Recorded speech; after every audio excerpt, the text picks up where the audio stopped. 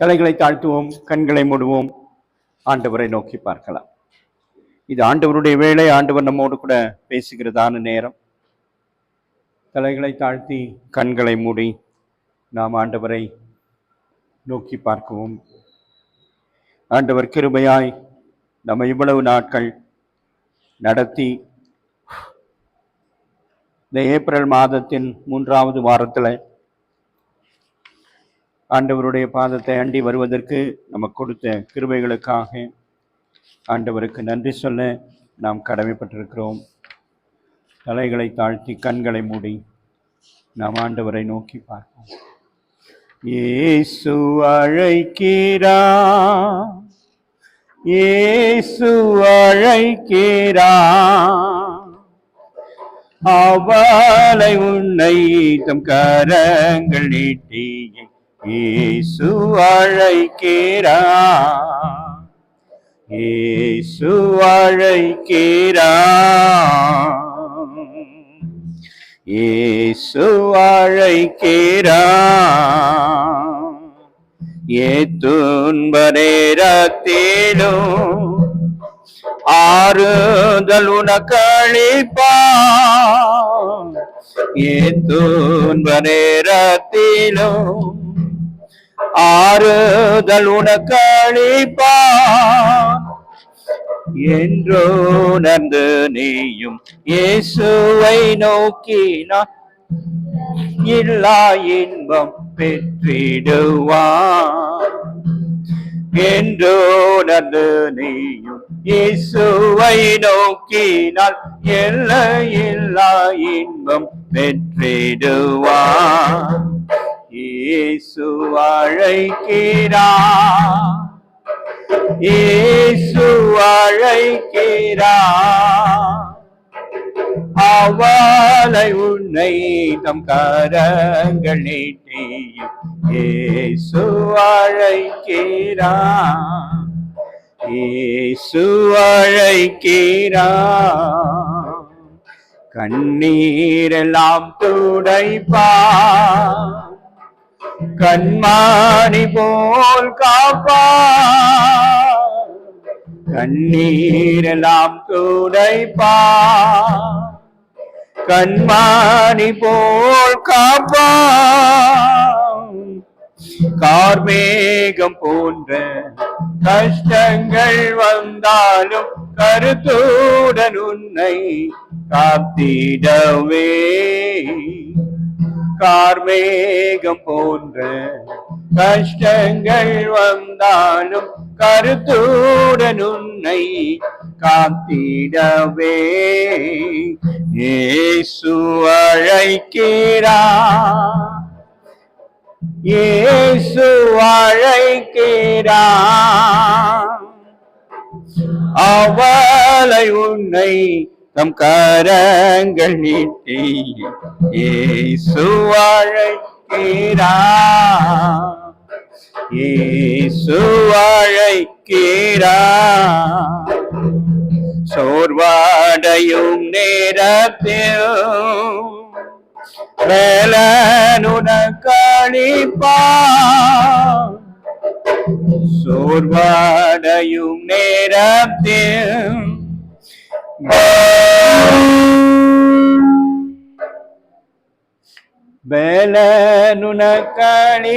உனக்களிப்பார்.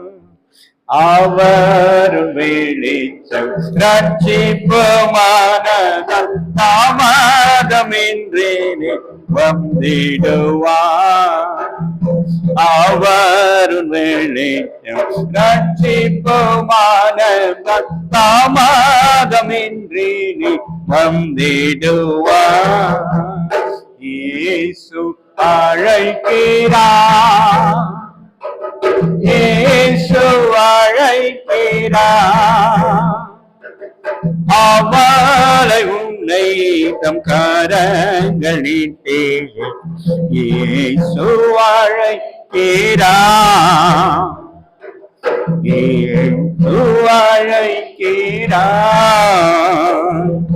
சகல வியாதியையும் குணமாக்க வல்லவரா, சகல வியாதியையும் குணமாக்க வல்லவரா. யாராயிருந்தாலும் வேதங்களின்றே கிருபையாய் அன்பை அளித்திடவே. யாராயிருந்தாலும் வேதங்களின்றே கிருபையாய் அன்பை அளித்திடவே. இயேசு அழைக்கிறார், இயேசு அழைக்கிறார், அவரை உன்னை தம் கரங்கள் நீட்டி இயேசு அழைக்கிறார், இயேசு அழைக்கிறார். நன்றி ஆண்டவரே, நன்றியோடு நாங்கள் உம்மை துதிக்கிறோம், ஸ்தோத்திரிக்கிறோம், மகிமைப்படுத்துகிறோம். ஆவியானவர் பொறுப்பெடுத்துக் கொள்ளுங்க. இந்த மனமகிழ்ச்சியான ஆண்டவரே ஆராதனை வேளையில நாங்கள் ஒருமனப்பட்டு உம்முடைய பாதத்தண்டையில வந்திருக்கிறோம். கர்த்தர் எங்களோடு கூட நீர் பேசும்படியாய் ஜெபிக்கிறோம். சூழல்கள் பயங்கரமாக இருக்கிறது. ஆபத்தான காலத்துல நாங்கள் வாழ்ந்து கொண்டிருக்கிறோம். எங்களுக்கு எதிராய் ஆண்டவரே செயல்படுகிற ஆண்டவரே சுவாமி மக்களையும் ஆண்டவரே சுவாமி கர்த்தர் எங்களை பாதுகாக்கும்படியாய் நாங்கள் உம்மை அழைக்கிறோம். நல்ல ஆலோசனைகளை கொடுங்க. உம்முடைய வார்த்தையில ஆண்டவரே நாங்கள் பலப்பட, உம்முடைய வார்த்தையை கொண்டு ஆண்டவரே எங்களுக்கு விரோதமான சக்திகளை நாங்கள் மேற்கொள்ள எங்களுக்கு கிருபை பாராட்டும், ஆசீர்வதியும், வழி நடத்தும். அடியனை மறைங்க, நீங்க வெளிப்படுங்க. உம்முடைய சத்தம் மாத்திரம் கேட்கப்படட்டும். ஒருமன ஆவியை கொடுங்க. உம்முடைய வார்த்தையில கவனத்தை கொடுங்க. வர தடைப்பட்டவர்களை துரிதமாய் கொண்டு வாங்க. வந்திருக்கிற உம்முடைய மக்களை பெயர் பெயராக தனித்தனியாக ஆசீர்வதிங்க. வந்தவர்கள் வந்த வண்ணமாக அல்ல அப்பா, நிரப்பப்பட்டவர்களாக இங்கிருந்து கடந்து செல்ல கர்த்தர் உதவி செய்யும், ஆசீர்வதியும். இயேசு கிறிஸ்துவின் மூலம் ஜெபமேறெடுக்கிறோம் எங்கள் ஜீவன் உள்ள நல்ல பிதாவே, ஆமென். கிறிஸ்துவுக்குள் அன்பான தேவ ஜனமே, உங்கள் யாவரையும் ஆண்டவராக இயேசு கிறிஸ்துவின் இனிதான வல்லமையான பெரிதான நாமத்தினாலே நாங்கள் வாழ்த்துகிறோம். கர்த்தர் உங்கள் ஒவ்வொருவரையும் ஆசீர்வதித்து காப்பாராக. நமது மெய்ப்பனின் குரல் ஊழியங்களின் சார்பாக எங்களுடைய வாழ்த்துதல்களையும் வணக்கங்களையும் நாங்கள் தெரிவித்துக் கொள்கிறோம்.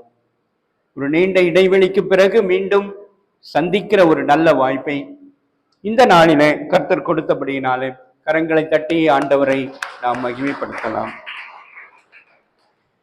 பிரியமானவர்களே, அதே போல எனக்கு இந்த வாய்ப்பை கொடுத்த உங்களுடைய ஊழியர் அவர்களுக்கும், திருச்சபை மக்கள், பெரியவர்கள், தாய்மார்கள், வாலிப பிள்ளைகள், சிறு பிள்ளைகள், மாத்திரமல்ல இந்த சபை ஸ்தாபிக்கப்படுவதற்கு காரணமாக இருந்து கொண்டிருக்கிற, ஊழியத்துல உதவி செய்து கொண்டிருக்கிற அனைவரையும் இந்த நேரத்தில் நாங்கள் நினைவு கூர்ந்து அனைவருக்கும் நாங்கள் நன்றிகளையும் ஸ்தோத்திரங்களையும் ஏறெடுக்கிறோம். இன்றைக்கு ஒரு விசேஷமான தலைப்பு நமக்கு கொடுக்கப்பட்டிருக்கிறது. அது என்ன தலைப்பு என்றால், come and dine, invitation by the risen Lord. உணவருந்த வாருங்கள், உயிர்த்தெழுந்த ஆண்டவரின் அழைப்பு. இது நமக்கு கொடுக்கப்பட்டிருக்கிற தலைப்பு. இதற்கு ஆதாரமாக நாம் முதலாவது வசனத்தை வாசிக்க கேட்கலாம். யோவான் எழுதின சுவிசேஷம் 21வது அதிகாரம் 12வது வசனத்தை வாசியுங்கள். இயேசு அவர்களை நோக்கி,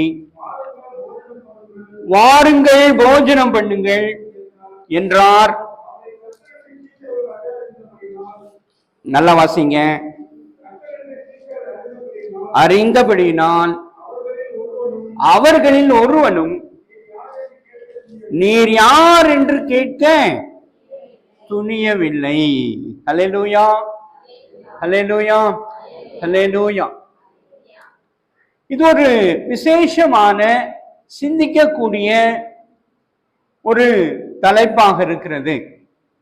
வாருங்கள் போஜனம் பண்ணுங்கள் என்று ஆண்டவர் தம்முடைய சீஷர்களை அழைத்தார் என்று சொல்லி பரிசுத்த வேதாகமும் நமக்கு சொல்லுகிறது. அவர்களும் நீர் யார் என்று அவரை கேட்க அவர்கள் துணியவில்லை. காரணம், அவர் கர்த்தர் என்று அவர்கள் அறிந்திருந்தார்கள். இதான் வசனம் நமக்கு சொல்லுகிற உண்மை. இப்ப ஆண்டவர் நம்மை அழைக்க வேண்டுமானால் நாம் யாராக இருக்க வேண்டும்?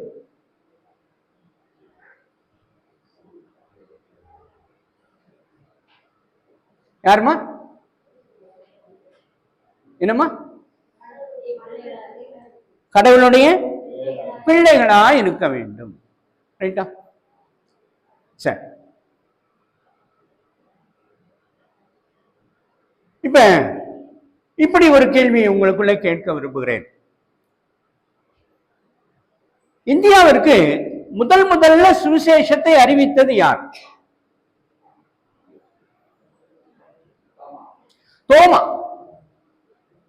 கரெக்டா? தோமா நமக்கு சுவிசேஷத்தை அறிவித்தார். என்னுடைய கேள்வி இதுதான், ஏன் தோமா தமிழ்நாட்டிற்கு வர வேண்டும்?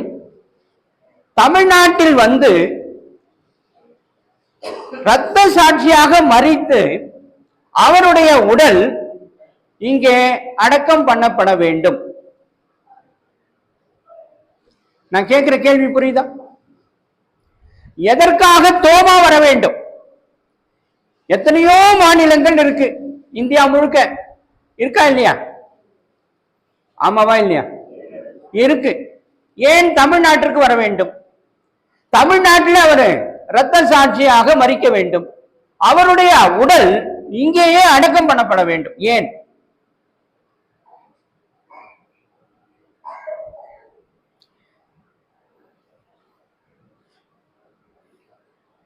தெரியுமா?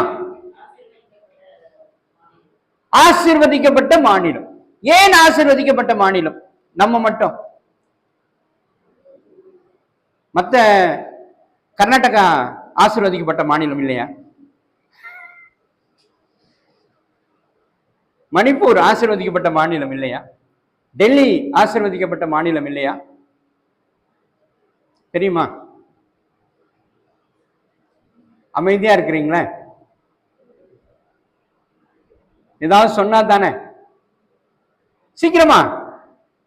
ஹல்லேலூயா, ஹல்லேலூயா, ஹல்லேலூயா. சரி, இப்ப இதுக்காவது பதில் சொல்லுங்க. ஹல்லேலூயானா என்ன அர்த்தம் தெரியுமா? ஆண்டவருக்கு மகிமை உண்டாவதாக. ஹல்லேலூயா. இப்ப மகிமை உண்டாவதாக எத்தனை பேர் சொல்றோம்? எல்லாரும் சொல்றோமா? ஒரு சிலர் மட்டும் சொல்றோமா? மறுபடியும் சொல்லுங்க. ஹல்லேலூயா, ஹல்லேலூயா. ஆமா. சரி, முதல்ல அதை பார்த்துட்டு போலாம். வாசிங்க வெளிப்படுத்தல் விசேஷம் 19:1. இவைகளுக்கு பின்பு பரலோகத்தில் திரளான ஜனக்கூட்டம் மிகுந்த ஆரவாரத்தை கேட்டேன். அவர்கள் அல்லேலூயா, ரட்சண்யமும் மகிமையும் கனமும் வல்லமையும் நம்முடைய தேவனாகிய கர்த்தருக்கே உரியது. அவருடைய நியாய தீர்ப்புகள் சத்தியமும் நீதியுமானவைகள். இதுக்கு பேர் தாங்க அல்லேலூயா. அல்லேலூயானா என்ன பொருள்? ரட்சண்யமும் மகிமையும் கனமும் வல்லமையும் நம்முடைய கர்த்தராகிய தேவனுக்கு உரியது. அடுத்தது, அவருடைய நியாய தீர்ப்புகள் சத்தியமும் நீதியுமானவைகள். இதுல 2 சுவிசேஷம் சொல்லப்பட்டிருக்கு. தெரியுமா? எத்தனை சுவிசேஷம்? சரி, சுவிசேஷம்னா என்ன? சுவிசேஷம் என்றால் என்ன? என்னம்மா? ஆண்டவரை மற்றவர்களுக்கு சொல்வது. சரி, இன்னொரு சுவிசேஷம் என்ன? நான் உங்களுக்கு சொன்னேன், அந்த 19வது வசனம், அந்த ஒரு வசனத்துல 2 சுவிசேஷம் அறிவிக்கப்பட்டிருக்கிறது. சரி, இப்ப அதை எடுத்தா டைம் ஆயிடும். இத கொஞ்சம் சிந்திங்க. இதெல்லாம் நாம சிந்திக்க வேண்டும், யோசிக்க வேண்டும். ஆனா அதுக்கெல்லாம் நமக்கு என்ன இல்லை? நேரமே இல்லை. ரைட்டா? நமக்கு வேற பல வேலைகள் இருக்கு, நிறைய வேலைகள் இருக்கு. அதனால நாம என்ன பண்றது இல்ல, இதெல்லாம் நாம பகுத்து பார்க்கிற சூழ்நிலையில நாம இல்லவே இல்லை. கடந்த முறை பல்வேறு காரியங்களை உங்களுக்கு சொல்லிவிட்டு போனோம். அப்பொழுதாவது மாறி இருக்கும் என்று நாங்கள் நம்பினோம். மாறிச்சா மாறலையான்னு? மாறிச்சாமா? சரி, அது உங்கள் பாடு. அதாவது சொல்ல வேண்டியது எங்கள் கடமை, கேட்டு உணர்வடைவது உங்கள் பொருள், உங்க பொறுப்பு. நீங்க ஆகல அப்படின்னா எங்களுக்கு ஒண்ணும் ஆகாது. எனக்கு எப்பவுமே இந்த பைபிள்லயே ஒரே ஒரு வசனம் தான் என்னை ரொம்ப பாதிக்கும். எனக்கு ரொம்ப பிடிச்ச வசனம், என்னை பாதிக்கிற வசனம் அதுதான். அது என்ன வசனம்னு பார்த்துடலாம் வாங்க. யோவான் எழுதின சுவிசேஷம் 5வது அதிகாரம் 5, 6, 7 வசனங்கள். 38 வருடம் வியாதி கொண்ட மனிதன் அங்கே இருந்தான். படுத்திருந்த அவனை இயேசு கண்டு, அவன் வெகு காலமாய் வியாதியஸ்தன் என்று அறிந்து அவனை நோக்கி, சொஸ்தமாக வேண்டும் என்று விரும்புகிறாயா என்று கேட்டார். ரைட்டா? இப்ப கவனிங்க. இப்ப 38 வருஷமா ஒருத்தன் வியாதியா இருக்கிறான். அதுவும் எங்க வியாதியா இருக்கிறான் தெரியுமா? எங்க வியாதியாக இருந்தான்? எங்கே படுத்திருந்தான்? குளத்தின் அருகே. அந்த குளத்திற்கு ஒரு விசேஷம் இருக்கு. என்ன விசேஷம் சொல்லுங்க? ஆமா, அங்க போனா அதுல விழுந்தா என்னவா? எந்த வியாதி ஆனாலும் சுகமாயிடுவான். அப்படிப்பட்ட ஒரு குளத்துல உட்கார்ந்து நிற்கிறான். இப்ப நீங்களும் எங்க இருக்கிறீங்க? தேவாலயத்துல இருக்கிறீங்க. இந்த இடம் ஆண்டவருடைய ஸ்தலம், ஆண்டவர் வாசம் பண்ணுகிற இடம். இந்த இடத்துல வந்தா எல்லா விடுதலையும் கண்டிப்பா கிடைக்கும். ஆனா ஆண்டவர் அந்த இடத்துல படுத்திருக்கிற ஒரு மனுஷனை பார்த்து என்ன கேட்கிறாரு? நீ சொஸ்தமாக வேண்டும் என்று விரும்புகிறாயா என்று கேட்கிறார். இப்ப அவன் என்ன சொல்லணும்? என்னம்மா சொல்லணும்? ஆமா, ஒரே வார்த்தை, ஆமாயா, அதுக்காக தான் காத்துனுக்கிறேன் அப்படின்னு சொல்லி மேட்டர் முடிஞ்சிருச்சு. ஆனா 7வது வசனத்தை வாசிங்க. அவர் எவ்வளவு கதை சொல்றான் பாருங்க. அதுக்கு வியாதியஸ்தன், ஆண்டவரே, தண்ணீர் கடக்கப்படும் போது என்னை கொண்டு போய் விடுவதற்கு ஒருவனும் இல்லை. நான் போறதுக்கு முன்னாடியே வேறு ஒருவன் எனக்கு முந்தி இறங்கி விடுகிறான். இப்படி நீங்க என்ன பதில் சொல்ல போறீங்க? நீங்க தான் பாத்துக்கணும். இந்த வசனம் தான் எனக்கு ரொம்ப ரொம்ப பிடிச்ச வசனம் பைபிள்லயே. அதாவது ஆண்டவரால முடியாத காரியம்னு ஒண்ணுமே கிடையாது. தலைகீழா மொத்தத்தையும் மாத்தினா மாத்திடுவாரு. ரைட்டா? எல்லாவற்றையும் ஒரே நொடி பொழுதுல நினைத்த மாத்திரத்துல மாற்ற வல்லவர். ஆனால் நாம் எப்படி இருக்கிறோம் அப்படின்னா நிர்விசாரமாய் இருக்கிறோம். சரியா? இது ஒருவேளை உங்களுக்கு கடினமாக இருக்கலாம். ஆனா உண்மை அதுதான். நீங்க இல்லைன்னு சொல்லவே முடியாது. நீங்க என்ன திட்டினா கூட பரவாயில்ல. நிர்விசாரம் நமக்குள்ள இருக்கு. இல்லைன்னா இந்த சபை நிரம்பி வழியும், நிரம்பி வழியும். இது ஆண்டவருடைய நாள் என்று சொல்லி நாம இதற்கு விசேஷத்து ஓடி வருவோம். இது ஆண்டவருடைய நாள், அவரை நான் தரிசிக்க போகிறேன், அவரை காண போகிறேன் என்ற மன உற்சாகம் நம்மை அதிகமாக உந்தி தள்ளும்.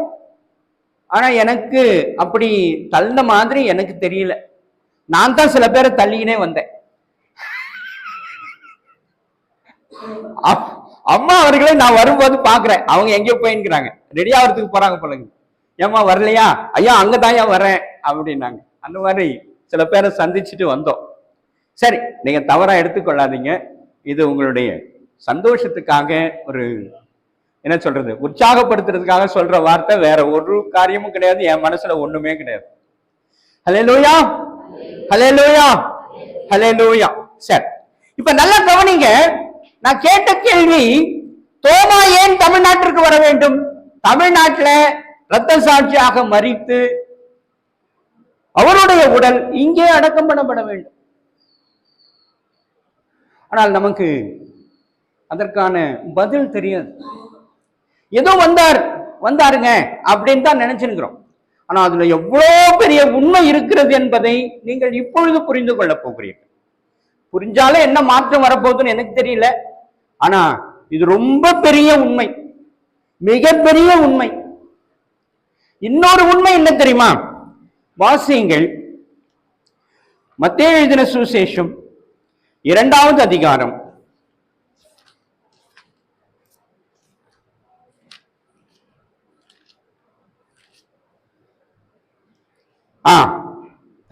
1-2 வசனங்களை வாசி.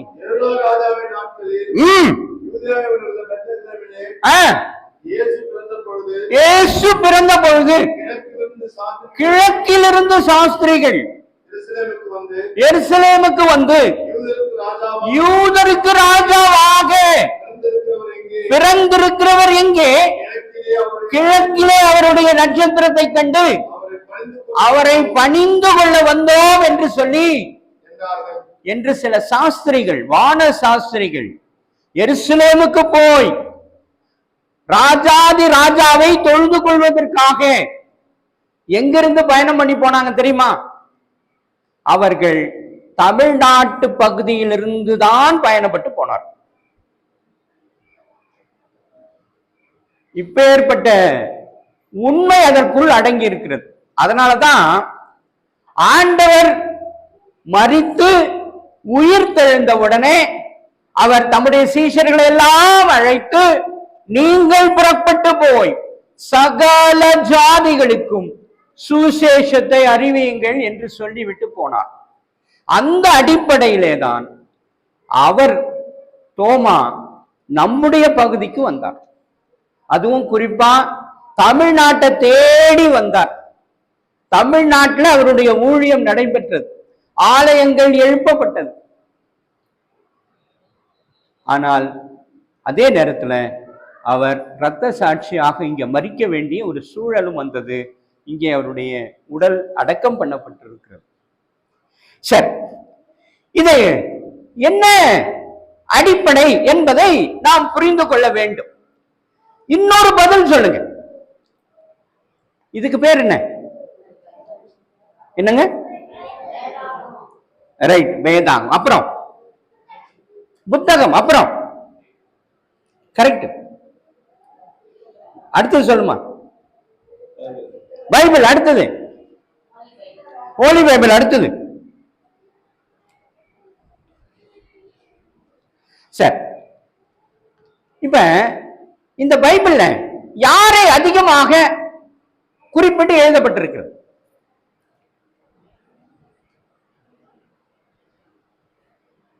யாரை அதிகமா இந்த பைபிள் பேசுகிறது?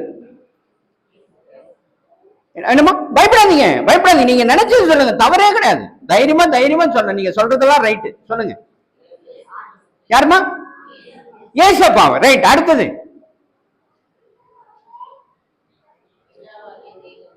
அடுத்தது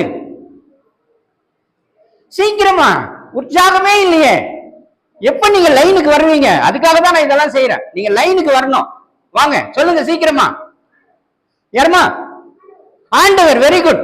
அடுத்தது கர்த்தர். அப்புறம் இப்படின்னா என்ன தெரியுதுன்னா, நீங்க யாரும் பைபிளை படிக்கிறதே இல்லைன்னு தெரியுது. நல்லா என்ன பண்றதுல பைபிள் படிக்கிறதே கிடையாது.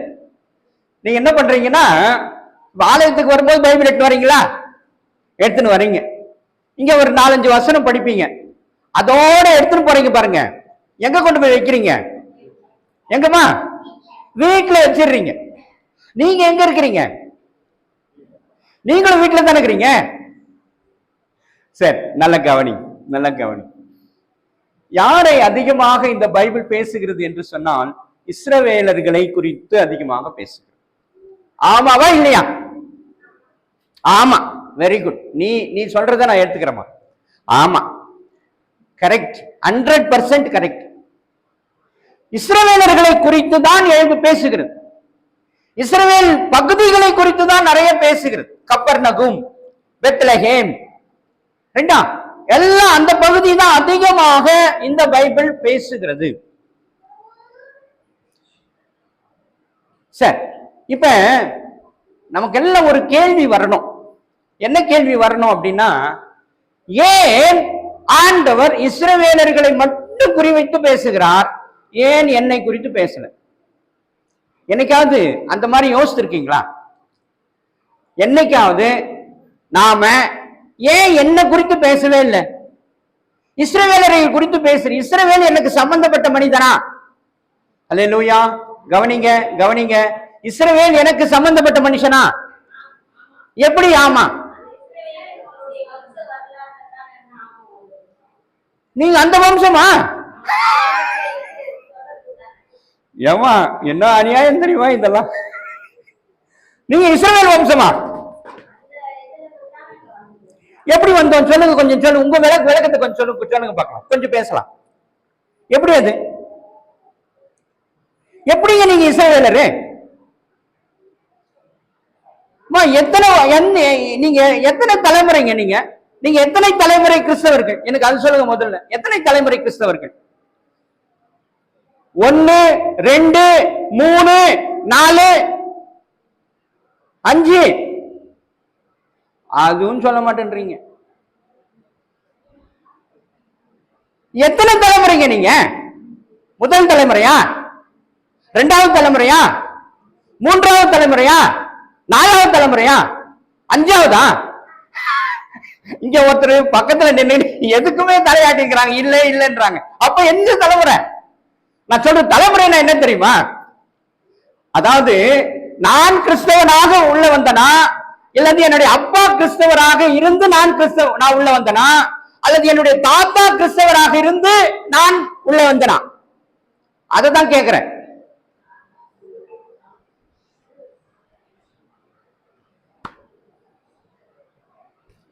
ஐயா, ரொம்ப கஷ்டம். சரியா? நீங்க எத்தனை தலைமுறைன்னு உங்களுக்கு தெரியல இல்லையா? சரி சரி, யோசிங்க. இதெல்லாம் சிந்திக்க வேண்டியது. நீங்க இவ்வளவு காலம் எப்படி இருந்தீங்களோ அதை பத்தி எனக்கு கவலை இல்லை.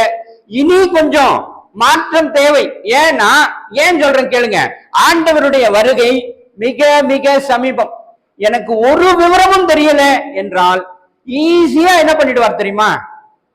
அப்படியே உங்களை விட்டுட்டு போயிடுவார். இப்ப நான் உங்களுக்கு வசனம் என்ன தெரியுமா சொல்லுது? ஆண்டவர் அவர்களை நோக்கி வாருங்கள், போஜனம் பண்ணுங்கள் என்று சொன்னார். ஏன் சொன்னார்? ஏன்னா அவருடைய உறவுகள் அவர்கள். ஆகவே உரிமையோடு அவர்களை அழைத்து வாருங்கள், போஜனம் பண்ணுங்கள் என்று ஆண்டவர் சொல்லுகிறார். அந்த வசனத்துல இன்னொரு உண்மையும் சொல்லப்பட்டிருக்கிறது. அந்த அவர்களுக்கு இவர் யாருன்னு தெரியாத மாதிரி இருக்கு ஒரு சூழல். ஏன்னா அவர் மரித்து உயிர் தெழுந்த பிறகு தரிசனம் ஆகிற அந்த சூழலிலே அவர் அங்கே இருக்கிறார். ஆனா அவர்களால் சரியா கணிக்க முடியல.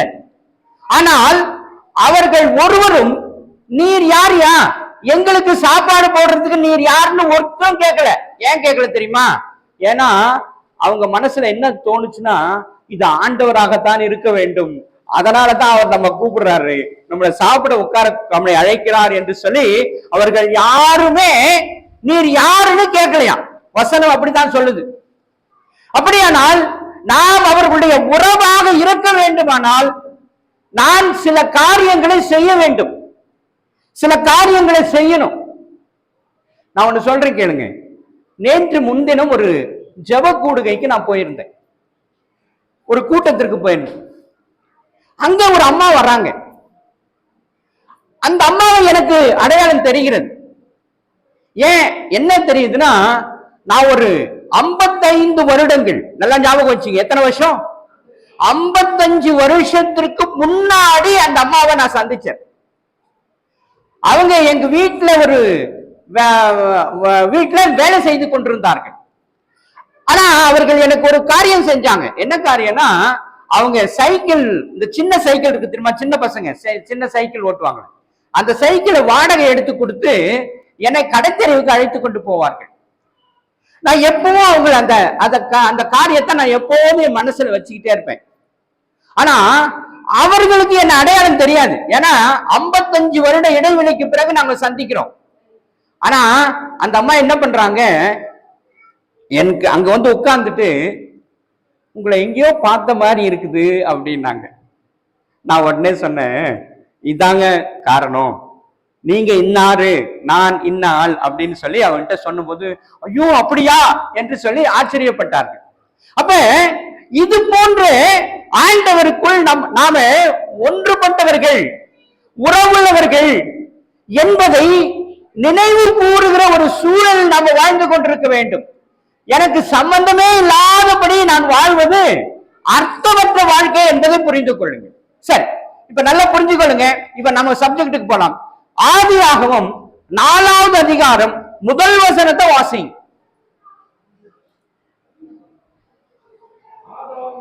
ஆதாம் தன் மனைவியாகிய என்னமா ஏவாளை அறிந்தான். அவள் கர்ப்பவதியாகி காயினை பெற்று, கர்த்தரால் ஒரு மனுஷனை பெற்றேன் என்றால். அல்லேலூயா, அல்லேலூயா. இந்த காயின் தான் தமிழர்களாகிய நமக்கு ஆதி தகப்பன். அல்லேலூயா. ஒன்னும் காணும். ரைட்டா? யார் நமக்கு ஆதி தகப்பன்? காயின். சரி, இப்ப உங்களுக்கு ஒரு கேள்வி வரணும். என்ன கேள்வி வரும்? என்ன கேள்வி வரும்? என்னமா, எந்த வம்சம்னா? அதான் காயின் என்ற. என்னமா என்னமா? அதான் என்ன கேள்வி வரும்? அது உங்க தலைமுறை பத்தி கேட்டமா? ரைட், ஓகே, சரி, கரெக்ட் கேக்குறீங்க. எல்லாம் கவனிங்க. அதாவது நீங்க என்ன கேட்கணும் தெரியுமா? எப்படிங்க, எப்படி நான் காயின் வம்சம் என்று சொல்லுகிறீர்கள் என்று கேட்க வேண்டும். கரெக்டா? நான் சொல்றது புரியுதா? புரியுதா புரியலையாங்க? இல்ல முடிச்சிடலாமா? முடிச்சிடலாமா? தயவு செஞ்சு, இது ரொம்ப விசேஷமான சப்ஜெக்ட். இதை நீங்க உற்சாகமா கேட்டாதான், கவனமா கேட்டாதான் இதனுடைய அர்த்தம் புரியும். இல்லைன்னா இது விழலுக்கு ஏற்ற இறைத்த நீர் மாதிரி போயிடும். நல்லா புரிஞ்சுக்கொள்ளுங்க. இப்ப நாம் யார்? நாம் யார்? காயின் வம்சம். இப்ப உங்க கேள்வி என்னவா இருக்கணும் தெரியுமா? எப்படிங்க, எந்த அடிப்படையில சொல்றீங்க? கரெக்டா? நான் காயின் வம்சம்னு சொல்றேன், எந்த அடிப்படை? அப்படி இருக்கா பைபிள்ல? இல்ல. வாசியுங்கள், அதே 4வது அதிகாரம் 22வது வசனத்தை வாசிங்க. சில்லாலும் ரூபால் காயினை பெற்றால் அவன் பித்தளை, இரும்பு முதலியவற்றின் தொழிலாளர் யாவருக்கும் ஆசாரியனானான். தூபால் காயினுடைய சகோதரி நாமால். சரி, இப்ப நல்லா புரிஞ்சுக்கொள்ளுங்க. பரிசுத்த வேதாகமத்துல பெண்களுடைய பெயர் அதிகமாக குறிக்கப்படாது. படுமா படாதா? படாது. அப்படியே குறிக்கப்பட்டிருந்தால் அது ரொம்ப விசேஷமானவர்கள் என்பதற்காக அது குறிக்கப்பட்டிருக்கும். ரைட்டா? ரைட்.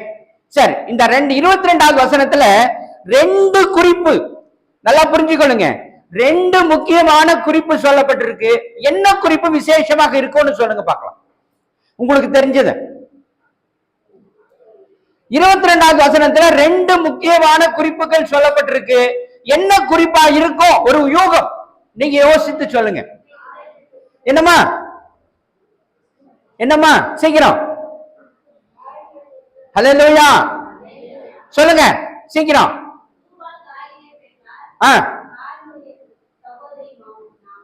ரைட், நாமால் ஒரு குறிப்பு. ரைட்டா, வெரி குட், சூப்பர் சூப்பர். அடுத்த குறிப்பு என்னது? அடுத்த குறிப்பு, very good, super super super. ரெண்டு குறிப்பு கண்டுபிடிச்சிட்டீங்க. என்ன குறிப்பு? ஒரு குறிப்பு என்னது? நாமால் ஒரு குறிப்பை கண்டுபிடிச்சீங்க. 2வது குறிப்பு என்னது? பித்தளை இரும்பு. Very good, super. இங்கதாங்க ஆதாரமே இருக்கு. இந்த நாமால் என்பவள் தான் நமக்கு நேரடி தாயானவள். ஹல்லேலூயா ஹல்லேலூயா. நேரடி தாய். எப்படி அப்படின்னா, இந்த நாமால் என்பவள் நாகர் வம்சத்தை சேர்ந்தவள். எந்த வம்சம்? நாக வம்சம். நீங்க நிறைய பார்த்திருப்பீங்க. இன்னைக்கு கூட சில இடங்கள் இந்த விசேஷம் நடந்துகிட்டு இருக்கு. வரும்போது பார்த்துட்டு வந்தேன். அந்த பாட்டெல்லாம் பாடிட்டு இருக்கு. அவங்க நாக வம்சம். எப்படின்னு பாருங்க, 3வது அதிகாரம் 1-2 வசனங்களை வாசிங்க. ஆதியாகமம் 3:1-2. தேவனாகிய கர்த்தர் உண்டாக்கின சகல காட்டு ஜீவன்களை பார்க்கிலும் சர்ப்பமானது தந்திரமுள்ளதா இருந்தது. அது ஸ்திரியை நோக்கி,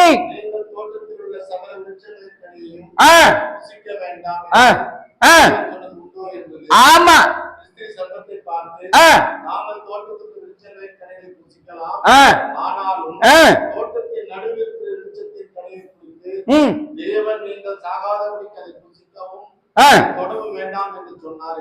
ஆமா. சரி, இப்ப பாத்துங்க. இந்த அடிப்படையில தான் இந்த நாமால் என்பவள் எந்த வம்சத்தை சேர்ந்தவள்? நாக வம்சத்தை சேர்ந்தவள், இல்லையா? இப்ப ஆதாம் ஏவாளை ஆண்டவர் துரத்திட்டாரு. ஏன் துரத்தினார் தெரியுமா? கீழ்ப்படி. எதற்கு கீழ்ப்படியில? வேண்டாம் சொன்னதை பறிச்சு சாப்பிட்டாங்க. எது அவர்களை வஞ்சித்தது? சர்ப்பம் வஞ்சித்தது. அப்ப ஆண்டவர் வெறுமனே பழத்தை சாப்பிட்டதுனால பொறுத்தல, அவங்க அதை வணங்க ஆரம்பித்து விட்டார்கள். யாரு யாரு?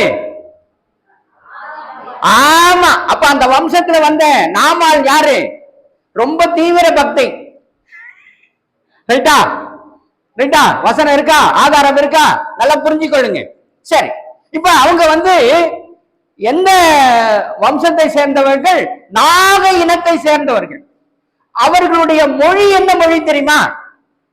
அவர்கள் பேச்சு என்ன பேச்சு பேசுறாங்க? என்ன மொழி பேசுறாங்க தெரியுமா?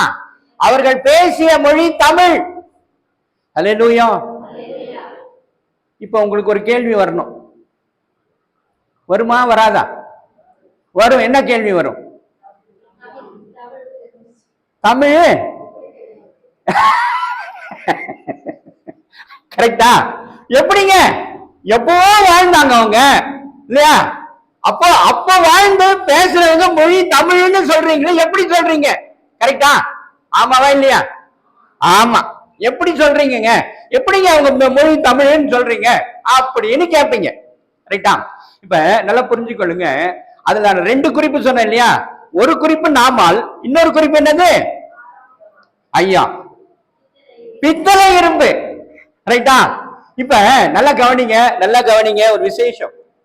ஒரு 10 மாசத்துக்கு முன்னாடி, நல்லா புரிஞ்சுக்கொள்ளுங்க, ஒரு 10 மாசத்துக்கு முன்னாடி தமிழக முதல்வர் அவர்கள் ஒரு ஆய்வறிக்கையை வெளியிட்டார். நீங்க டிவில எல்லாம் வந்திருக்கும், அல்லது இன்டர்நெட்ல நீங்க போய் பார்த்தீங்கன்னா தெரியும்.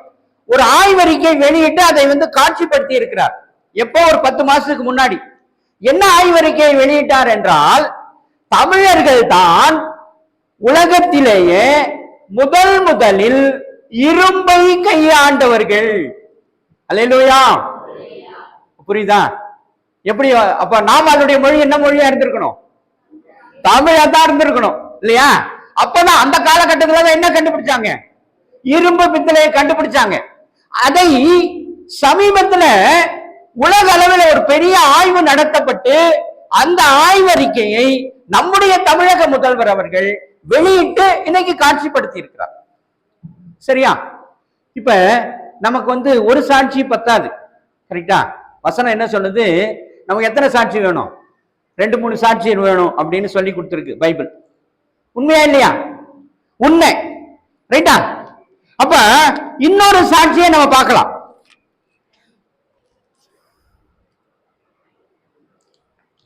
1 தீமோத்தேயு 5:19 வாசிங்க.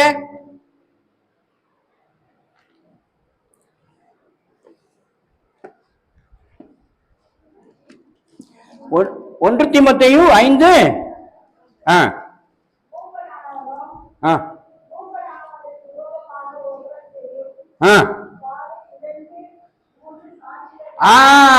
அப்படின்னு பைபிள் நமக்கு சொல்லி கொடுத்திருக்குது.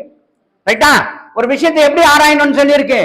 2-3 சாட்சியை வச்சு நீ சரி பண்ணிக்கப்பா அப்படின்னு பைபிள் நமக்கு சொல்லி கொடுத்திருக்கு. இப்ப 2வது சாட்சிக்கு வரலாம். வாசிங்க 21வது வசனத்தை வாசிங்க. 21 அதுல 4:21 ஆதியாகமம் 4:21.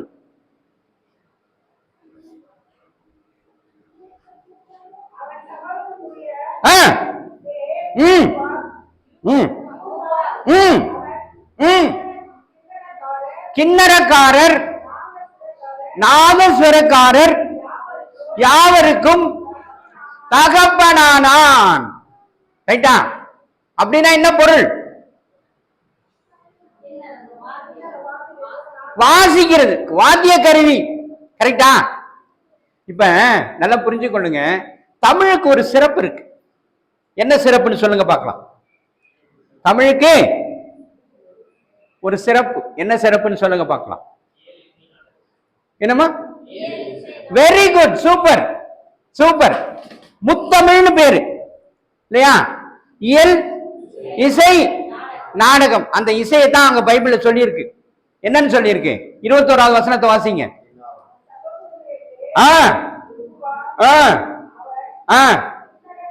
கிண்ணறக்காரர் நாதஸ்வரக்காரர் யாவருக்கும் தகப்பனானான். அப்படின்னா இசை அவர்களுடைய ஒரு விசேஷமாக இருந்திருக்கிறது. அப்போ பேச்சு வழக்கம் அவர்களுக்கு தமிழாக இருந்திருக்கிறது இல்லையா? எழுத்து தமிழ் இருந்திருக்கிறது. இசை வடிவமும் அவர்களுக்கு வைத்திருந்தார்கள். ரைட்டா? தமிழை என்ன பண்ணியிருந்தாங்க? இசை வடிவத்திலும் அதை பயன்படுத்தி இருக்கிறார்கள் என்று வசனம் நமக்கு ஆதாரமாக சொல்லுகிறது. ஹல்லேலூயா, ஹல்லேலூயா. இன்னொரு சிறப்பு இருக்கு தமிழுக்கு. இன்னொரு சிறப்பு.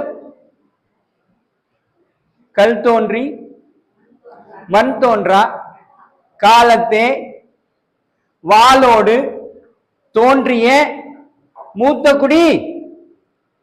ஒன்னும் சொல்ல மாட்டேன்றீங்க.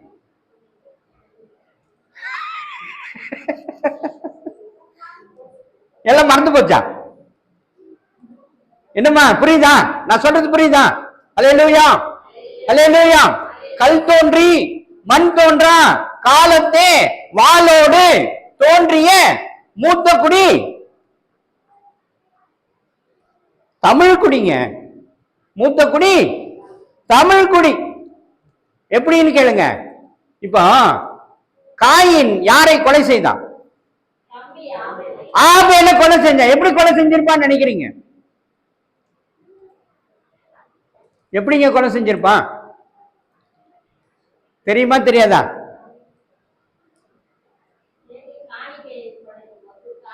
அதாங்க. எப்படிங்க நீங்க எதுக்கு கொலை பண்ணான்னு கேட்கல, நான் எப்படி கொலை பண்ணான்னு கேட்கிறேன். கல்லு தூக்கி போட்டான் இல்ல, அவன் இரும்பு கண்டுபிடிச்சான் இல்லையா? இரும்பு எதுக்கு பயன்படும்? அல்லேலூயா. சரி, நல்ல கவனிங்க, நல்ல கவனிங்க. நீங்க இன்ட்ரெஸ்டா கேட்கிற மாதிரி எனக்கு தெரியல. முடிச்சிடலான்னு தோணுது எனக்கு. முடிச்சிடலாமா? அல்லேலூயா, அல்லேலூயா, அல்லேலூயா. சரி, நல்லா கவனிங்க, நல்லா கவனிங்க, நல்லா கவனிங்க. இப்ப வாசிங்க மத்தேயு எழுதின சுவிசேஷம் 5வது அதிகாரம் 23, 24 வசனங்கள்.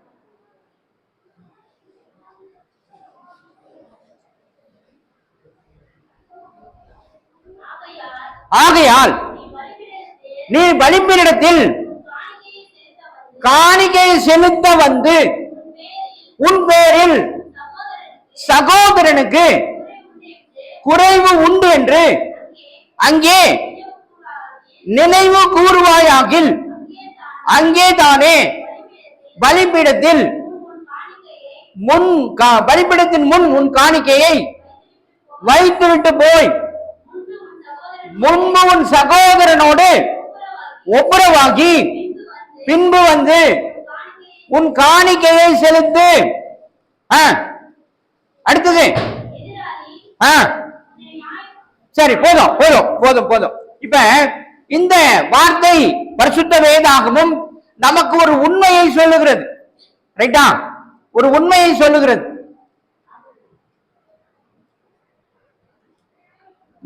நீங்க ரொம்ப என்னமா டிஸ்டர்ப் பண்ணுகிறீங்க? நான் ஒரு சீரியஸான சப்ஜெக்ட் சொல்லி இருக்கிறேன், இப்படி பண்ணிட்டு உட்கார்ந்துருந்தா நான் எப்படி கவனிக்க சொல்ல முடியும்? சொல்லுங்க பார்க்கலாம்.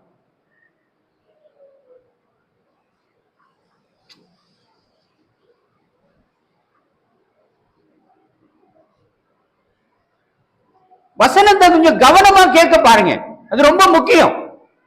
வசனத்தை அலட்சியமா கேட்காதீங்க. நான் உங்களுக்கு முன்னாடியே சொன்னேன், நிர்விசாரமா இருக்கிறீங்க. இப்ப வசனத்துல கேட்கறதும் நிர்விசாரம் இருக்கிறது. எப்படி உள்ள போகும்? எப்படி மனசுக்குள்ள பதியும் அது? சரி, நல்ல கவனிங்க. காணிக்கையை செலுத்தும் போது ஆண்டவர் ஒரு குறிப்பு சொல்றார். நீ காணிக்கையை எனக்கு செலுத்த, காணிக்கையை நான் கேட்கல, காணிக்கையை கர்த்தர் கேட்கவே கிடையாது, நாமளா தான் கொடுக்கிறோம். அப்ப ஆண்டவர் சொல்றாரு, நீ காணிக்கையை செலுத்த வர, நான் கேட்கல, நீயா வர. நீ வந்தா எப்படி தெரியுமா செலுத்த வரணும்? உன் சகோதரிடத்துல உனக்கு குறைவு இருந்தா அதை நீ சரி பண்ணிட்டு நீ காணிக்கையை செலுத்தணும். அந்த குறைவோடு என்கிட்ட என்ன பண்ணாத, காணிக்கையை செலுத்த கூடாது என்று கட்டாயமாக சொல்லி இருக்கிறார். இது ஒரு கட்டளை, பிரமாணம். இது நாம் அப்படிதான் செய்யணும். சரி, இப்ப காயின் என்பவன் ஆண்டவருக்கு காணிக்கையை செலுத்த போகிறான். எப்படி செலுத்த போனான் என்றால், சகோதரன் பேரிலே குறைவோடு கூட போய் செலுத்துறான். ரைட்டா? இப்ப ஆண்டவர் அதை ஏற்கல, அங்கீகரிக்கல. ரைட்டா? இப்ப அவன் என்ன பண்ணிருக்கணும்? சொல்லுங்க, என்ன பண்ணிருக்கணும்? உணர்த்தப்பட்டிருக்கணும். ஐயோ, நான் தப்பு பண்ணிட்டேன், தெரியாம என் சகோதரன் பேர்ல குறைவோடு நான் காணிக்கையை செலுத்தின, ஆண்டவர் அங்கீகரிக்கல அப்படின்னு அவன் நினைச்சிருக்கணும். ஆனா அவன் அப்படி நினைக்கல. அதற்கு மாறா என்ன நினைச்சான் தெரியுமா? என் காணிக்கையை ஆண்டவர் ஏற்றுக்கொள்ளாததற்கு ஆபேல் தான் காரணம் என்று நினைத்தான். அதனால அவனுடைய கோபம் இன்னும் உக்கிரமாக மாறியது. மாறினதுனால தான் அவன் என்ன பண்ணிட்டான்? அந்த சகோதரனை கொலை செய்து போட்டான். ரைட்டா? கொலை செய்து போட்டதுனால அவன் சாபமாகி போனான். உண்மையா இல்லையா? ஹல்லேலூயா. ஆமா, உண்மை. அது மாத்திரம் இல்ல, அந்த வசனத்துல நீங்க வாசிச்சு பாத்தீங்கன்னா இன்னொரு ஒண்ணும் சொல்லுவான். எனக்கு 7 பழி இல்ல 770 பழி சுமரும்னு சொல்லுவான் ஒருத்தன், இல்லையா? மெத்துசலா என்று பெயர் வரும் அந்த வசனத்துல. கடைசி 24வது அதிகாரம் வாசிங்க. அத ஆதியாகமம் 4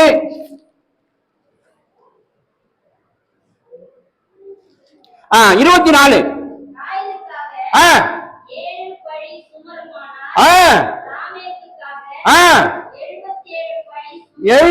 ஏழு 77 பழி சுமரும் என்று சொல்லி ஆண்டவர் அங்கே ஒரு பதிவு இருக்கிறது. அப்போ இந்த வம்சம் எல்லாம் சாபமான வம்சங்கள். எந்த வம்சம்? காயின் வம்சம் சாபமான வம்சம். இப்ப இந்த காயின் யாருன்னு சொன்ன நானு. இந்த காயின் யார்? இந்த காயின் யார்? ஆதியாகமம் 4:1 வாசிங்க. ஆதாம் ஏவாளுடைய குமாரன். அதாவது ஆண்டவர் படைத்த மனிதனின் பிறந்த முதற் பேரானவன், சேஷ்ட புத்திரன். அல்லேலூயா. சேஷ்ட புத்திரன். விசேஷமானவன். ஆனா இதெல்லாம் அவனுக்கு புரியவே இல்லை. இதெல்லாம் அவனுக்கு புரியவே இல்லை. இவன் தேவையில்லாம கோவப்பட்டு சகோதரனை கொலை செஞ்சு பழியும் தன் மேல போட்டுக்கிட்டான். ரைட்டா? சரி, நல்லா கவனிங்க. ஆண்டவர் அதோடு அப்படியே விடல. அவர் என்ன பண்ணாரு, அந்த ஆதாம் ஏவாளுக்கு இன்னொரு மகனை கொடுக்கிறார். அவன் பேர் என்ன?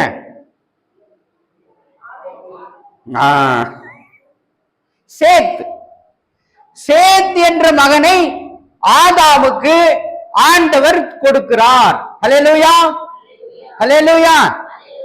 உண்மையா இல்லையா? உண்மை. சேத் என்ற மகன் கொடுத்தான். இந்த சேத்து வழியாகத்தான் ஏனோக்கு பிறந்தான். கரெக்டா? ஏனோக்கு வழியாக நோவா பிறந்தான். நோவா வழியாக ஆபிரகாம் பிறந்தான். அந்த ஆபிரகாம் வழியாக தாவீது பிறந்தான்.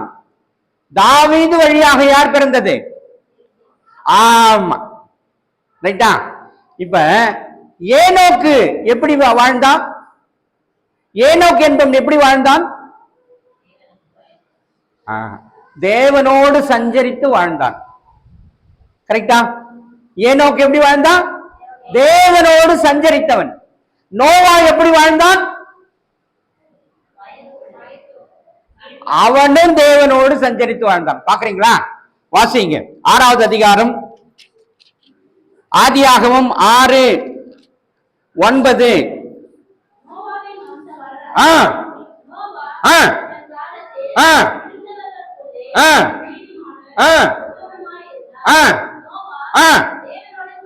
அல்லேலூயா.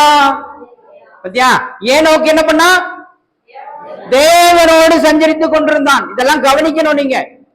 நோவா யாரோடு சஞ்சரித்துக் கொண்டிருந்தான்? தேவனோடு சஞ்சரித்துக் கொண்டிருந்தான். ஆபிரகாம் தேவனுக்கு கீழ்ப்படிந்து தேவனோடு சஞ்சரிக்கிற மனுஷனாக வாழ்ந்தான். தாவீது அவனும் தேவனோடு சஞ்சரித்த மனிதன். ரைட்டா? சரி, அப்ப ஒரு புறம் காயின் வம்சம் என்னவாயிற்று? எப்படி வாழ்ந்தது? சாபமாய் வாழ்ந்தது. மறுபுறம் சேத்தினுடைய வம்சம் எப்படி வாழ்ந்தது? தேவனோடு சஞ்சரித்து வாழ்ந்தது. அப்ப யாருடைய பெயர் இதுல இருக்கும்? நான் சொல்றது புரியுதா? ஐயா, அவர்களுடைய பெயர் தான் இதுல எழுதப்பட்டிருக்கும். கரெக்டா? இப்ப நான் என்ன பண்ணணும்?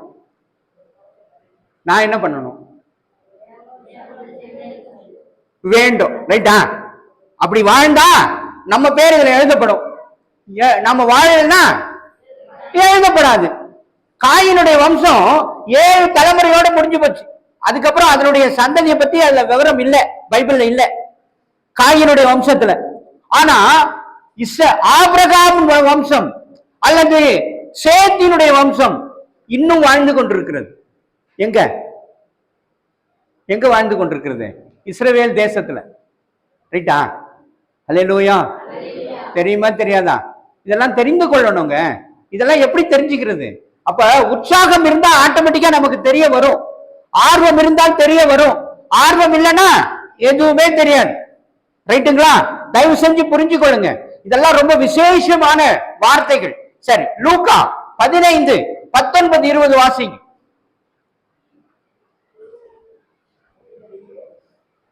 லூக்கா 15:19-20. லூக்கா 15:19.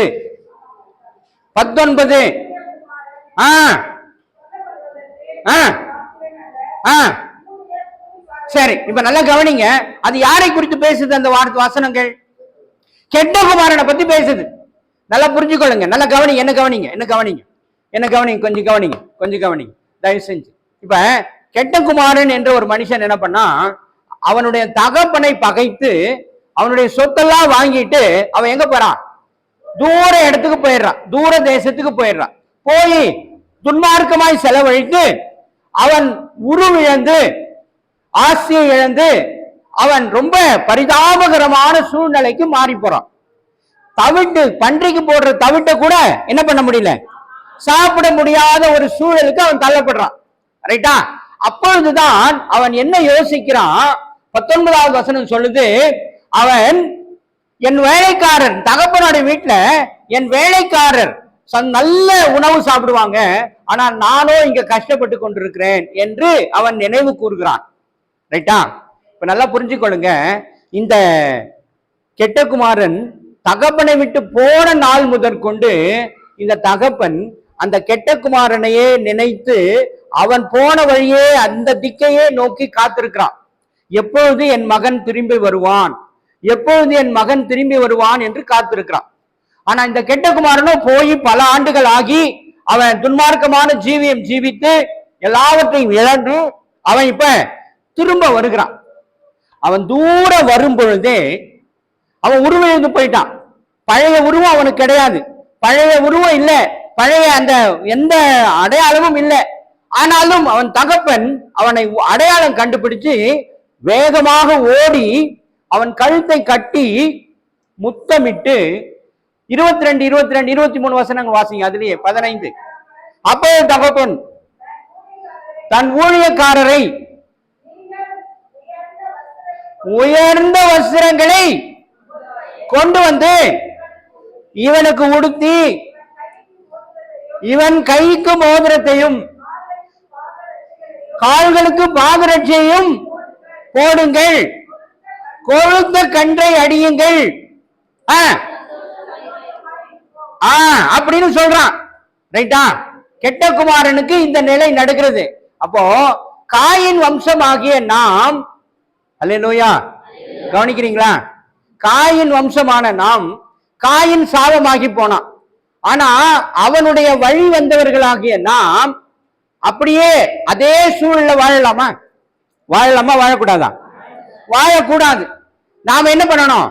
ஆண்டவரை நோக்கி திரும்ப வேண்டும், இல்லையா? என்னுடைய பழக்க வழக்கத்தெல்லாம் மாத்திக்கொள்ளணும், ஆண்டவருக்கு நேரா என்னை திருப்பினோம், ஆண்டவரை நோக்கி பார்க்கணும். அப்படி அவரை நோக்கி வந்தால் அவர் நம்மை கட்டி முத்தம் செய்து புது வஸ்திரத்தை, உயர்ந்த வஸ்திரத்தை தரிப்பித்து கைக்கு மோதிரத்தையும் காலுக்கு பாதரட்சியும் போடுவார். அல்லேலூயா, அல்லேலூயா. செய்வோமா? செய்யலாமா? செய்யலாம். சரி, இப்ப கடைசியா ஒரு முக்கியமான விஷயத்தை மட்டும் சொல்லி நான் முடிக்கிறேன். இன்னொரு நாளைக்கு நம்ம கொஞ்சம் இன்னும் விவரமா பேசலாம். ஏன்னா இன்னும் நீங்க அந்த செட்லே ஆகலை, எனக்கு அதுதான் ரொம்ப கஷ்டமா இருக்கு. வார்த்தை ரொம்ப அற்புதமான வார்த்தைகள், ஆனால் நாம் அதை ரொம்ப கவனமாக கேட்க வேண்டும். சரி, போகட்டும், நீங்க பார்த்துக்குங்க, எல்லாம் கவனிங்க, வாசியுங்கள். ஏசாயா தீர்க்க தரிசன புஸ்தகம் 13:12 வாசிங்க.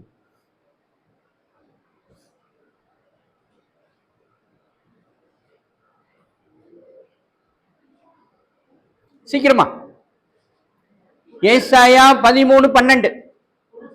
புருஷனை பசும் பொன்னிலும் மனுஷனை ஓபீரின் தங்கத்திலும். அப்படின்னா என்னங்க பொருள்? சொல்லுங்க, முடிச்சிடலாம். அப்படின்னா என்ன பொருள்? உங்களுக்கு என்ன தோணுதோ அது சொல்லுங்க. சீக்கிரமா. சரி சரி, தெரியல. நான் முன்னோன் வசனம் வாசிங்க, வாசிங்க. ஏசாயா தீர்க்க தரிசன புஸ்தகம் 4வது அதிகாரம் 1 வசனத்தை வாசிங்க.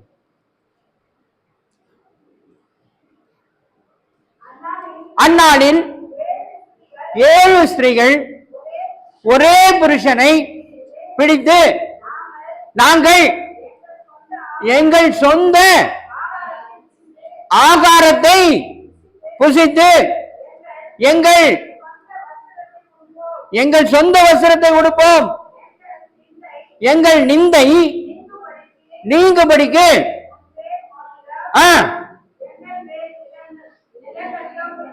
ஆமா, அப்படின்னா என்ன பொருள்?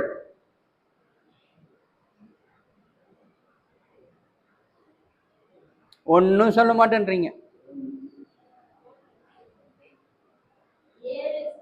7 ஸ்திரீகள் ஒரே புருஷனை. இப்போ அது புரியுதா?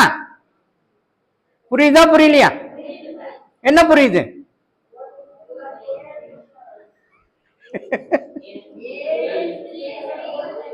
ஒரு புருஷனை புடிச்சுக்கிறாங்க. ரைட்டா? சரி, இப்ப நான் ஒரு ரகசியத்தை புரிஞ்சுக்கொள்ளுங்க. ஆண்டவர் நம்ம எப்படி உருவாக்குனார்? மண்ணினால். அப்புறம் என்னமா? ஆண்டவர் மனுஷனை எப்படி உருவாக்குனாரு? சுவாசத்தினால. அப்புறம் அப்புறம் என்னமா? சாயலாக. அப்புறம்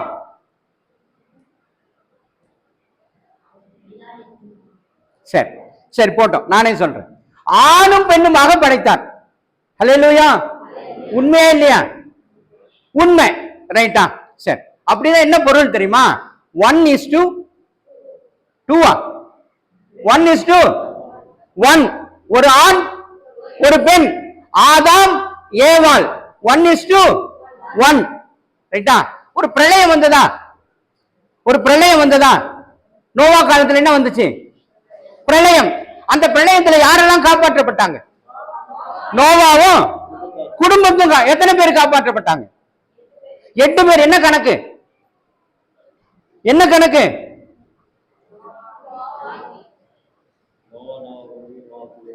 அப்படின்னா என்ன பொருள்? அதே 1:1. ரைட்டா? நோவா, ஆண் மனைவி, 3 பிள்ளைகள், 3 மனைவிகள். அப்படின்னா 1:1. இப்ப நல்லா கவனிங்க. ஏசாயா தீர்க்கதரிசன புஸ்தகம் 4:1 என்ன சொல்லுது?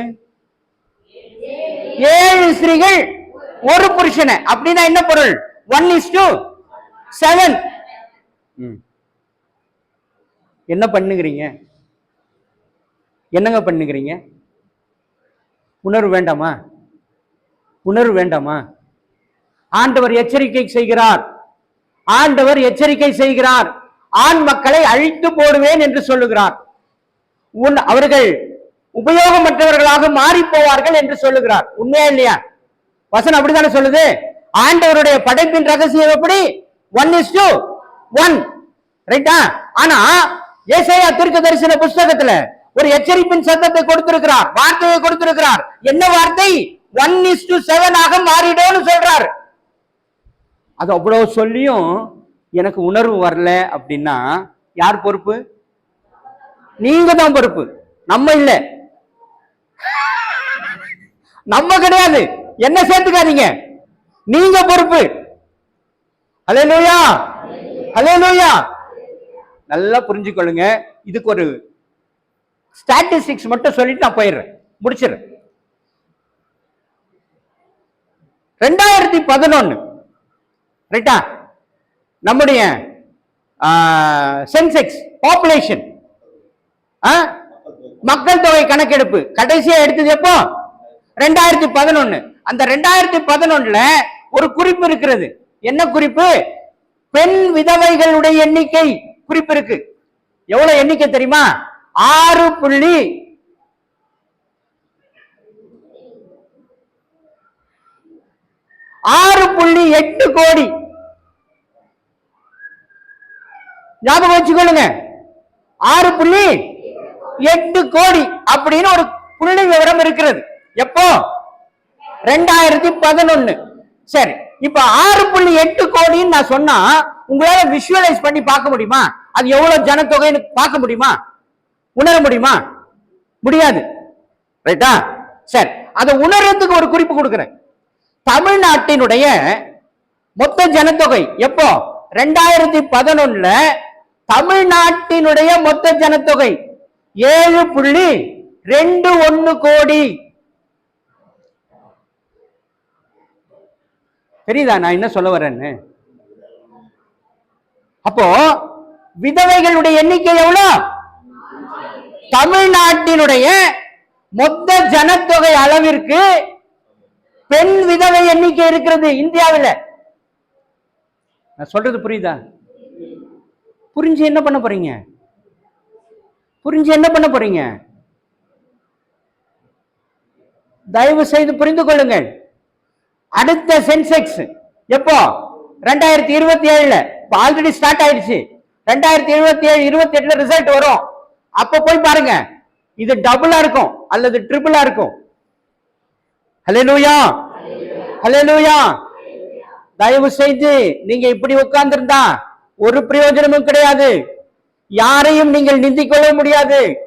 ஆண்டவர் கிரியை செய்ய ஆரம்பித்து விட்டார். எங்க செத்தாலும் கொத்து கொத்தாக போய் கொண்டிருக்கிறார்கள். கொத்து கொத்தாக விபத்துகள். பாதி பேரு குடிப்பழக்கத்தினால் அழிந்து கொண்டிருக்கிறார்கள்.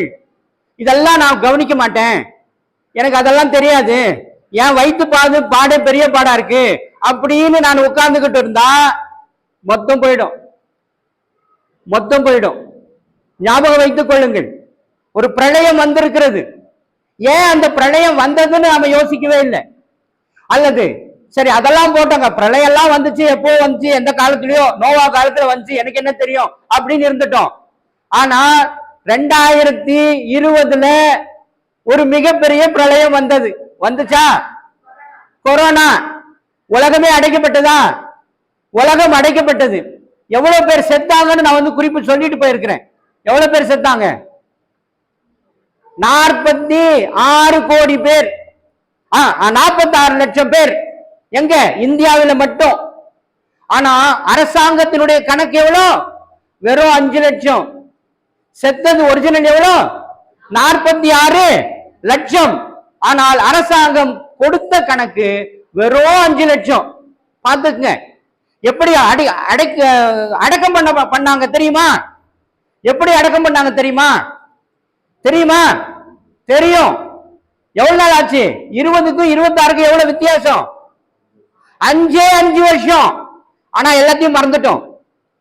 நாம எல்லாத்தையும் மறந்துட்டோம். 5 வருஷம் தான். 5 வருஷத்துல எல்லாம் மறந்து போச்சு. நம்ம குடும்பங்களே யாராவது அந்த மாதிரி ஆயிருப்பாங்க. நம்ம குடும்பத்துல இறந்தவர்களை நான் போய் அடக்கம் பண்ண கூட நமக்கு அனுமதி கிடையாது. ரைட்டா? ஜேசிபி அடக்கம் பண்ணுச்சு.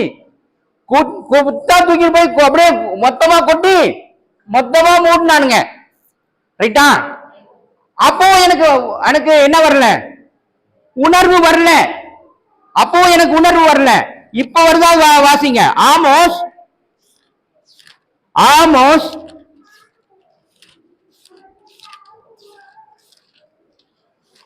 4:10 உண்டானதற்கு ஒத்த கொள்ளை நோயை உங்களுக்குள் அனுப்பினேன். உங்கள் வாலிபரை பட்டயத்தாலே கொன்றேன். உங்கள்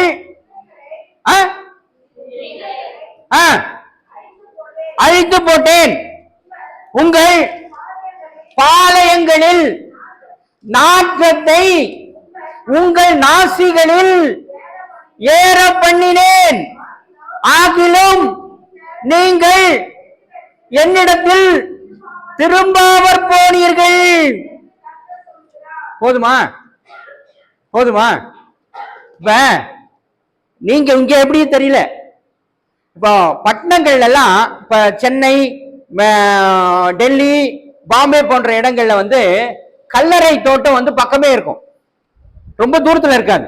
இப்ப முன்னாடி எல்லாம் என்ன பண்ணுவாங்கன்னா கல்லறை தோட்டம் ஒரு வெளிப்புறத்துல தூர இடத்துல வச்சிருப்பாங்க. ஆனா இப்ப அப்படி இல்லை. இடம் பற்றாக்குறையினால அங்கங்க எல்லாம் சுத்தி சுத்தி கட்டிட்டாருங்க, கட்டடம் கட்டானுங்க. அது மாத்திரம் இல்ல, இந்த கொள்ளை நோய் காலத்துல என்ன பண்ணானுங்க, அங்க எரிக்கிறது பத்தாம அந்தந்த இடத்துல ஒரு டெம்பரவரி கிரிமேஷன் சென்டர்ஸ உண்டாக்கி அங்க கொத்து கொத்தா எரிச்சாங்க பாடிய. கரெக்டா? உங்களுக்கு தெரிஞ்சிருக்கும், நியூஸ் போய் பாருங்க. கொத்து கொத்தா பாளையங்கள்ல டெம்பரவரி கிரிமேஷன் சென்டர்ஸ் உண்டாக்கி உருவாக்குனாங்க, அந்த பாடியை கொளுத்துனாங்க. இங்க வசனம் தெளிவா இருக்கு. உங்கள் நாசிகளில் என்ன ஏற பண்ணாராம்? மறுபடியும் அந்த வசனத்தை வாசிங்க. 10 நாற்றத்தை. நாசினா என்னது? மூக்குல நாற்றத்தை என்ன பண்ணாராம்? ஏற பண்ணாராம். நீங்க முகர்ந்தீர்கள் அந்த துர்நாற்றங்களை, அந்த சாம்பல் எரிக்கிற அந்த சாம்பலை நீங்க முகர்ந்தீர்கள். ஆனாலும் நீங்க என்ன பண்ணல? என்னிடத்தில் திரும்பவில்லை என்று ஆண்டவர் சொல்லுகிறார். தயவு செய்து புரிந்து கொள்ளுங்கள். ஆபத்தான காலத்தில் இருக்கிறோம். மிகிற பெரிய ஆபத்தை நமக்கு வெளிப்படையா காட்டி இருக்கிறாரு. இன்னும் நான் இப்படியேதான் இருப்பேங்க, எனக்கு மாற்றமே வராது என்றால் அது உங்கள் பாடு, எங்களுக்கு பிரச்சனை கிடையாது. ரைட்டா? நல்லா கவனிச்சு கொள்ளுங்க. நல்லா கவனிச்சு கொள்ளுங்க, நல்லா கவனிச்சு கொள்ளுங்க. ஜப்பான்ல 9 லட்சம் வீடுகள்ங்க. ஒரு ஸ்டாட்டிஸ்டிக்ஸ் இருக்கு, நீங்க போய் வேணா இன்டர்நெட்ல போட்டு பாருங்க. 9 லட்சம் வீடுகள் ஆள் அரவன் மற்ற இருக்கிறது என்று சொல்லி ஒரு கணக்கு வருது. அது இப்பொழுது பேய் வீடுகள் என்று சொல்லுகிறார்கள். எத்தனை லட்சம்? 9 லட்சம். அப்படின்னா பாருங்க, இப்ப பைபிள்ல சொன்னதும் நடந்து கொண்டிருக்கிற சூழலும் ஒன்றாக இருக்கிறது என்பதை புரிந்து கொள்ளுங்கள். பல நாடுகள் இன்றைக்கு பெண்களுடைய எண்ணிக்கை ஆண்களுடைய எண்ணிக்கையை விட அதிகமாக இருக்கிறது என்று ஒரு கணக்கீடு வருகிறது. இதெல்லாம் நாம கவனிக்க வேண்டிய விசேஷங்கள். 2 நாளைக்கு முன்னாடி இஸ்ரவேல் நாட்டுல இந்த தேனீக்கள் இருக்கு தெரியுமா, தேனீக்கள் முழுவதும் சூழ்ந்து கொண்டது என்று சொல்லி ஒரு ஸ்டேட்மெண்ட் வந்துச்சு. இப்படி அடிக்கடி நிறைய தகவல்கள் வந்த வண்ணம் இருக்கிறது. ஆகவே தயவு செய்து புரிந்து கொள்ளுங்கள், ஆபத்து நம்மை சூழ்ந்திருக்கிறது, இனி காலம் செல்லாது என்பதை உணர்ந்து கொள்ளுங்கள். ஒரு நிமிஷம் எழும்பி நில்லுங்க, எல்லாரும் தலைகளை தாழ்த்துங்க, கண்களை மூடுங்க, ஆண்டவரை நோக்கி பாருங்கள். தலைகளை தாழ்த்துங்க. ஆண்டவர் இவ்வளவு நேரம் உங்களோடு கூட பேசினார், பல்வேறு காரியங்களை உங்களுக்கு உணர்த்தி இருக்கிறார். நாம் எப்படிப்பட்டவர்கள் என்பதை நமக்கு உணர்த்தி இருக்கிறார். நான் என்ன செய்யணும்ன்றது உணர்த்தி இருக்கிறார். இன்னும் நிறைய காரியங்கள் இருக்கிறது. தயவு செய்து வேதத்திற்கு நேரத்தை கொடுங்க, வசனங்களை கேட்பதற்கு நேரத்தை ஒதுக்குங்க, வசனங்களை கேளுங்க. இந்த வசனம் தான் என்னை காப்பாற்றுமே ஒழிய மற்றபடி யாரும் எதுவும் நம்மை காப்பாற்றாது என்பதை உணர்ந்து கொள்ளுங்கள். உங்களுடைய தலைமுறைகளை காப்பாற்றுங்கள், உங்கள் பிள்ளைகளுக்கு உணர்வடைய செய்யுங்க, வசனத்துக்கு செவி கொடுக்கக்கூடிய சூழல்களை அவர்களுக்கு கற்றுக் கொடுங்கள். கர்த்தர் நிச்சயமாக உங்களை சந்திப்பார். அன்பு கூறுவே இன்னும் அதிகமா ஆராதிப்பேன், இன்னும் ஆர்வமா அன்பு கூறுவே இன்னும் அதிகமா ஆராதிப்பே, இன்னும் ஆர்வமாய் உம்மை முழு உள்ளத்தோடு ஆராதிப்பே, முழு பலத்தோடு அன்பு கூறுவே. ஆராதனை ஆராதனை ஆராதனை ஆராதனை, அல்லேலூயா ஆராதனை ஆராதனை ஆராதனை ஆராதனை.